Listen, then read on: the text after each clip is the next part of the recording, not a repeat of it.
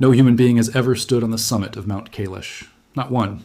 Not in recorded history. Not Edmund Hillary, not Reinhold Messner, not any of the elite climbers who have conquered Everest, K2, and every other peak on Earth that dared to stand in their way. Mount Kailash is only 21,178 feet tall. That is nowhere near the tallest mountain in the Himalayas. There are dozens of peaks, taller and, on paper, far more dangerous. And yet this one mountain, sitting quietly in a remote corner of western Tibet, has never once felt the weight of a human footprint on its peak. In 1985, legendary Italian climber Reinhold Messner, a man who had already summited Everest without bottled oxygen, was given rare permission by Chinese authorities to attempt Kailash.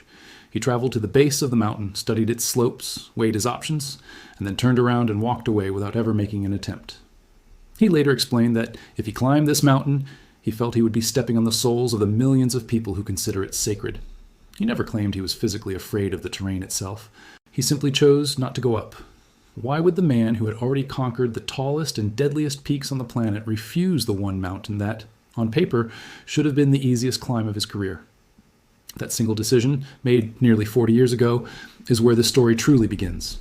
And once you understand everything that surrounds this mountain, you will start asking the same question millions of people have asked for centuries. What exactly is Mount Kailash hiding, and why has almost the entire world quietly agreed never to touch it? Before we go further, if strange, unexplained places fascinate you as much as they fascinate me, make sure you subscribe to the channel so you never miss a story like this one. Let's start with the geography, because this is where the mystery becomes impossible to ignore. Mount Kailash sits in one of the most isolated regions on Earth, in the Ngari prefecture of Tibet, near the remote border shared with India and Nepal. The nearest major town is days away by road, and the surrounding plateau sits at an average elevation higher than most mountain summits anywhere else in the world. From a distance, Kailash does not look like the other Himalayan peaks around it. Most mountains at this altitude are jagged, uneven, shaped unevenly by millions of years of snow, wind, and erosion into rough, asymmetrical shapes with no discernible pattern. Kailash is different. It has 4 nearly flat, almost equally proportioned faces, each one roughly aligned to a cardinal direction, north, south, east, and west. Seen from certain angles and in certain lighting, it looks less like something carved slowly by weather and more like something measured and built. This single feature, its near-perfect symmetry, has fueled a theory that refuses to die no matter how many times mainstream science pushes back against it. In the late 1990s, a Russian scientist named Ernst Muldashev, an ophthalmologist by training with a genuine academic background and a history of published medical research, organized and led an expedition deep into the region and returned with a claim that shook believers and skeptics alike. Muldashev proposed that Kailash was not a natural mountain at all, but the centerpiece of an enormous man-made pyramid complex, surrounded by dozens of smaller stone formations scattered across the surrounding valley that he interpreted as pyramids in their own right. He believed these structures were built by an ancient, technologically advanced civilization that predates recorded human history as we understand it, a civilization capable of engineering on a scale modern archaeology has never documented anywhere else on the planet. His theory was never accepted by mainstream geology. Geologists who have studied the region point out that the symmetry Muldashev described can be explained by well-understood natural processes, particularly the way certain rock layers fracture and erode under specific climate conditions found only at this altitude. Mainstream science maintains, with solid supporting evidence, that Kailash is a natural rock formation. But Muldashev's expedition photographs of oddly angular rock formations across the valley are real photographs of real terrain. And to this day, they continue to circulate as some of the most debated images in the world of fringe archaeology, endlessly reposted and reanalyzed by people convinced that mainstream science is missing something. Then there is the alignment claim, the part of the story that turns a strange mountain into what some researchers call the center of the world. Multiple independent researchers, working separately over several decades, and without coordinating with one another, have pointed out that if you draw a line from Kailash across the surface of the globe, it appears to pass remarkably close to some of the most famous ancient sites on Earth. The Great Pyramid of Giza in Egypt, Stonehenge in England, the mysterious Stoneheads of Easter Island in the Pacific, the temple complex of Angkor Wat in Cambodia, and the ancient Nabatean city of Petra carved into the cliffs of Jordan. Believers in what is sometimes called the Earth energy grid theory argue that these locations were never chosen at random by the ancient builders who constructed them, but were deliberately positioned along invisible lines of energy believed to circle the entire planet, with Kailash sitting at the very heart of that global network, functioning almost like a central node. Geographers and statisticians have pushed back hard on this idea.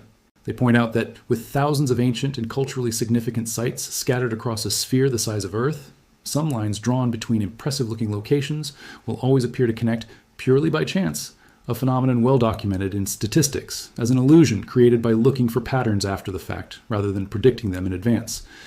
But the theory persists anyway, repeated in book after book, documentary after documentary, because once you look at a world map with these specific sites marked and connected, the visual pattern is genuinely difficult to unsee, regardless of what the math behind it actually says. Now, let's talk about what is undeniably real, because Kailash does not need invented stories to be strange. It needs only its actual verified geography, which is remarkable enough on its own. From the base of Mount Kailash flow 4 of the most important rivers in all of Asia: the Indus, the Sutlej, the Brahmaputra, and the Karnali, which eventually feeds into the vast Ganges river system. 4 major river systems, each flowing in a completely different direction: north, west, east, and south, all beginning within a few dozen miles of the exact same remote mountain. Together, these rivers provide water, agriculture, and drinking supply to hundreds of millions of people across India, Pakistan, Tibet, Nepal, and Bangladesh, making this single, sparsely populated region one of the most hydrologically important locations on the entire planet. Geologists explain this convergence using entirely natural processes. The mountain sits at a genuine hydrological high point, where glacial melt, seasonal monsoon patterns, and the specific shape of the surrounding plateau happen to converge in a way rarely replicated anywhere else on Earth. But even with a fully rational scientific explanation in hand, the coincidence remains staggering to consider. One remote peak, largely unpopulated and legally unclimbed, quietly feeding water to nearly 500 million people, sitting almost exactly at the geographic and cultural crossroads of South Asia. And right next to the mountain sit 2 lakes that could not be more different from each other in character. On one side lies Lake Manasarovar, one of the highest freshwater lakes on the planet, its surface famous among travelers for staying calm and mirror still even when powerful winds batter the surrounding high-altitude plateau. Hindu and Buddhist tradition consider it the holiest lake in the entire region, believed according to scripture to have first been formed in the mind of the god Brahma before manifesting physically on Earth. Right next to it, separated by only a narrow strip of land you can walk across in minutes, sits Rakshastal, a saltwater lake with a very different reputation among locals and pilgrims. Its waters are noticeably rougher, its shoreline more barren, and in local legend it has long been associated with darker spirits and restless, unsettled energy, standing in direct contrast to Manasarovar's famous serenity just a short distance away. Pilgrims and monks have described the pair for centuries as 2 opposing forces, sitting side by side in permanent balance, one representing light, clarity, and calm, the other representing shadow, disturbance, and turmoil. Scientifically, the difference comes down to something considerably less mystical, but still fascinating in its own right. One lake has a natural outlet that continually flushes and refreshes its water, keeping it fresh, while the other is a closed basin with no outlet, where minerals slowly concentrate over thousands of years, making it increasingly saline over time. But knowing the underlying chemistry does not stop pilgrims from feeling a genuine, palpable difference the moment they stand on the narrow strip of land between the two. This is also where the story becomes genuinely unique on a global scale, because Mount Kailash is not claimed as sacred by just one religion. It is one of the only places on Earth held sacred, simultaneously and entirely without conflict, by 4 completely separate faiths that developed independently of one another. In Hinduism, Kailash is believed to be the eternal home of Lord Shiva, one of the most powerful deities in the entire Hindu pantheon, where he is said to sit in permanent, unbroken meditation alongside his consort Parvati.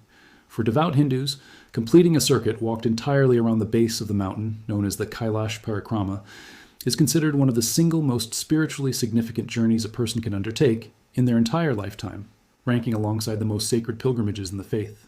In Tibetan Buddhism, the mountain is identified with the legendary Mount Meru, believed to be the literal axis around which the entire universe revolves, the fixed point from which all existence is said to radiate outward, and it is closely associated with the meditation deity Demchok, also known as Chakrasambhara.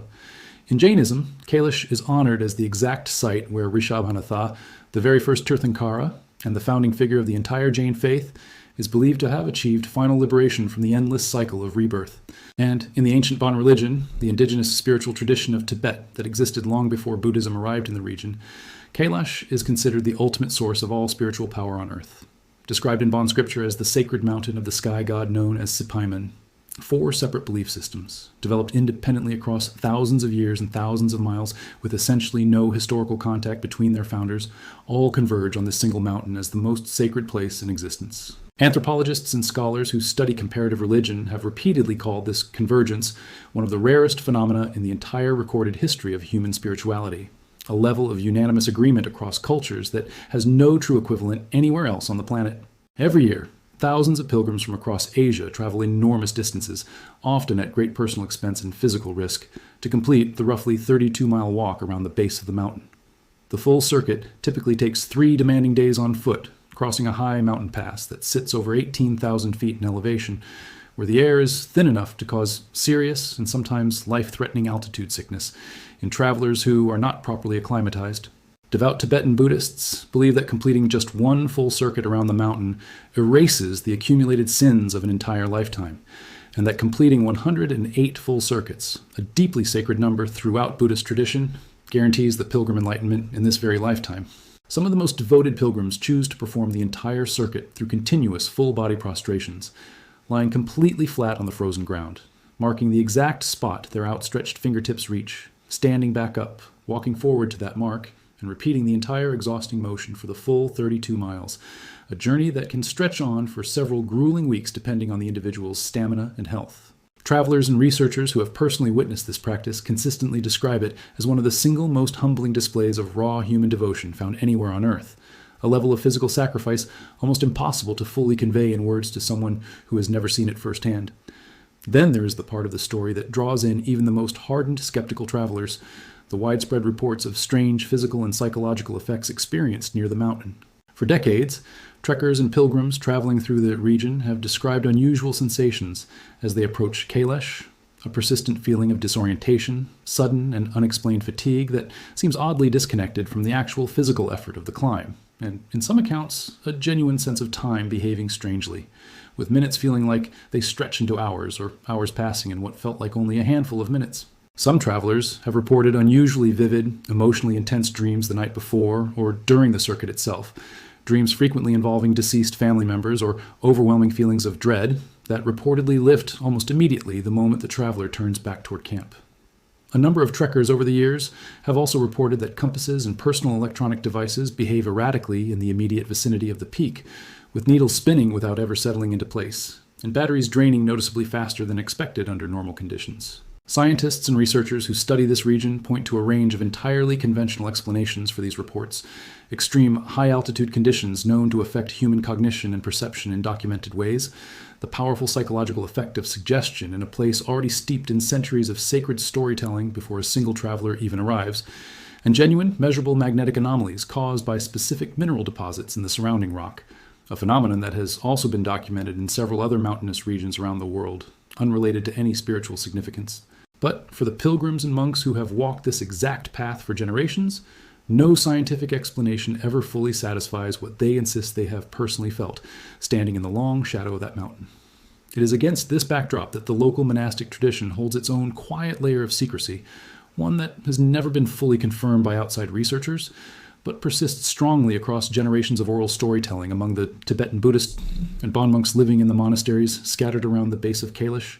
According to this oral tradition, certain senior monks are entrusted with specific knowledge about the mountain that is never written down in any surviving text and never shared outside a small, tightly guarded circle. Knowledge said to be passed directly from teacher to student across many centuries, always transmitted by word of mouth and never committed to paper. The tradition holds that the mountain itself ultimately decides who is permitted to approach it closely and who is quietly turned back, not through any visible physical barrier or checkpoint, but through a kind of internal resistance that travelers repeatedly describe feeling in their own minds and bodies as they near the peak, an instinctive pull to simply stop and go no further. Whether this reflects something genuinely unexplained about the mountain itself, deep psychological conditioning shaped by an entire lifetime of sacred belief absorbed since childhood, or simply the accumulated natural caution of experienced monks who understand this region's brutal terrain and dangerously thin air far better than any outside visitor ever could, is impossible to say with any real certainty. But the tradition itself, regardless of what truly lies behind it, is well documented and real, studied directly by anthropologists and religious scholars who have spent years living among and interviewing the monastic communities of the region. Long before Muldashev or any modern researcher arrived, Western explorers were already fascinated by this mountain and the secrecy surrounding it. In 1907, the Swedish explorer Sven Hedin became one of the first Europeans to extensively map the region, spending months surveying the source of the Indus and Brahmaputra rivers near Kailash and describing the mountain in his journals as unlike anything else he had encountered in decades of Central Asian exploration. He denoted the local reverence surrounding the peak and observed that even his own hardened guides, men who had crossed some of the most dangerous terrain in Asia without hesitation, grew visibly uneasy as they approached the mountain's base. British surveyors working for the Survey of India in the early 20th century recorded similar observations, noting in official reports that local porters would frequently refuse additional payment to continue further once Kailash came into view, a detail that stood out because porters in the region were otherwise reliably motivated by money above almost everything else. These are not internet legends. They are documented entries in official colonial-era survey records, preserved in archives in both Britain and Sweden. The region's political sensitivity has only deepened in the modern era. Because Kailash sits so close to the disputed frontier between China and India, and because it lies within Tibet, an area already subject to significant travel restrictions imposed by Chinese authorities, independent researchers have never been able to conduct the kind of open, sustained scientific survey that a mystery of this scale would typically attract elsewhere in the world. Foreign nationals require special permits simply to enter the region, group sizes are tightly controlled, and satellite imagery of the area, while publicly available through commercial providers, has never been paired with the kind of detailed ground-penetrating survey work that could conclusively settle questions about what, if anything, lies beneath the mountain's surface. This combination of religious significance, extreme geography, and genuine geopolitical sensitivity has left Kailash in a strange position for the modern age, a place close enough to major population centers to be reached by determined travelers, yet remote and restricted enough that it has never been subjected to the kind of exhaustive scientific scrutiny applied to comparable natural wonders elsewhere on Earth. What is absolutely certain, does not require any embellishment whatsoever to remain compelling, is that Mount Kailash remains formally off limits to climbers under current law. The Chinese government, which administers this remote region of Tibet, has never once granted permission for a summit attempt since Reinhold Messner personally declined his own rare opportunity back in 1985. Nepal has gone even further in its own legal framework, and on the broader sacred geography, connected to the wider Kailash region, mountaineering permits for peaks considered spiritually significant have been legally banned outright by the government, specifically out of respect for their deep religious significance to hundreds of millions of Hindus and Buddhists across the entire region. This means that even if a well-funded, highly skilled climber wanted to attempt the summit today, fully equipped and physically capable of the challenge, there is currently no legal path anywhere in the world that would allow them to do so. In an era when nearly every mountain on Earth, no matter how remote or objectively dangerous, has eventually been climbed, mapped, and photographed from its highest point by determined mountaineers, Kailash remains one of the last true blank spots on the map, a summit that has never once been touched, not because it genuinely could not be done with modern equipment, but because an entire region of the world has collectively decided, across generations, that it should not be. And this is where the deeper question finally comes fully into focus. Is Mount Kailash simply an unusually symmetrical mountain that happens to sit at a geographically convenient point on the map, one that ancient cultures, entirely independently and by pure coincidence, all separately decided to treat as sacred? Or is there something about this particular place, something in its geometry, its exact position, its documented effect on the people who approach it, that genuinely goes beyond ordinary explanation? Mainstream science has reasonably solid answers for nearly every individual piece of this puzzle taken on its own. The symmetry can be explained through established geology. The alignment claims can be explained through basic statistics. And the physical sensations reported by travelers can be explained through altitude, suggestion, and belief. But taken together, laid one on top of another in a single place, the sheer number of overlapping coincidences surrounding this one mountain is enough to make even the most hardened skeptics pause for a moment and reconsider. 4 major rivers. 4 separate world religions, 4 faces facing 4 cardinal directions, 2 lakes sitting in permanent opposition, centuries of devoted pilgrims willing to crawl 32 miles across frozen ground on their stomachs, and a summit that, despite decades of advanced modern climbing technology, and no shortage of ambitious, well-funded climbers willing to try, has simply never once been reached, not because the mountain itself physically defeated them in the attempt, but because almost no one who has ever stood at its base has genuinely wanted to try in the first place. Perhaps that is the real secret hiding at the heart of Mount Kailash, not a hidden underground chamber, not some forbidden ancient text, not a supernatural force reaching out to physically stop intruders in their tracks, but something far more deeply human than any of that. A mountain that has quietly convinced nearly every single person who has ever stood before it, across 4 entirely separate religions and thousands of years of recorded history, that some places on this earth are meant to be respected rather than conquered by force. In a modern world where almost every summit on the planet has already been claimed, where flags have been planted on the very top of nearly every mountain that exists, Kailash stands completely untouched, not by pure accident, but by deliberate, repeated choice. A choice made independently, generation after generation, by people who never once met each other, who spoke entirely different languages, who worshipped entirely different gods under entirely different names, and who all somehow arrived, completely independently of one another, at exactly the same conclusion about this one place. Whether you personally believe that shared conclusion comes from something genuinely spiritual, from something scientific that we simply do not yet fully understand with our current tools, or simply from the accumulated psychological weight of centuries of belief pressing down on anyone who gets close enough to truly feel it, one single fact about Mount Kailash remains completely undeniable, no matter which explanation you personally favor. It is the only mountain of its size and relative accessibility anywhere on the entire planet that has never once, in all of recorded human history, felt a single human footprint on its summit. And as long as the traditions surrounding it continue to endure across future generations, it very likely never will. There is one more detail worth sitting with before we close this story, something that rarely makes it into shorter retellings of the Kailash mystery. Researchers who study sacred geography around the world have pointed out that very few natural landmarks manage to remain simultaneously unclimbed, scientifically debated, religiously unifying, and politically restricted all at the same time. Most famous unclimbed peaks, like certain summits in Bhutan that remain off-limits purely out of religious respect, and a national ban on mountaineering above a certain altitude, are unclimbed for a single, clearly understood reason. And once that reason is explained, most of the mystery around them tends to fade. Kailash is different because every layer of the mystery reinforces every other layer. The religious prohibition reinforces the political restriction. The political restriction limits the scientific study. The lack of scientific study leaves room for theories like Muldashev's to persist unchallenged by hard data. And the persistence of those theories feeds back into the reverence that keeps pilgrims returning year after year, generation after generation, in numbers that show no sign of slowing down even in an age when almost everywhere else on the planet has already been thoroughly mapped, measured, and explained. If this story has left you with more questions than answers, that is exactly the point of telling it, because some genuine mysteries in this world are not meant to be fully solved, only carefully respected. If you enjoyed this journey into one of the most fascinating unclimbed places anywhere on Earth, make sure you subscribe to the channel right now, hit the like button on this video, and turn on notifications so you never miss the next great mystery we uncover together.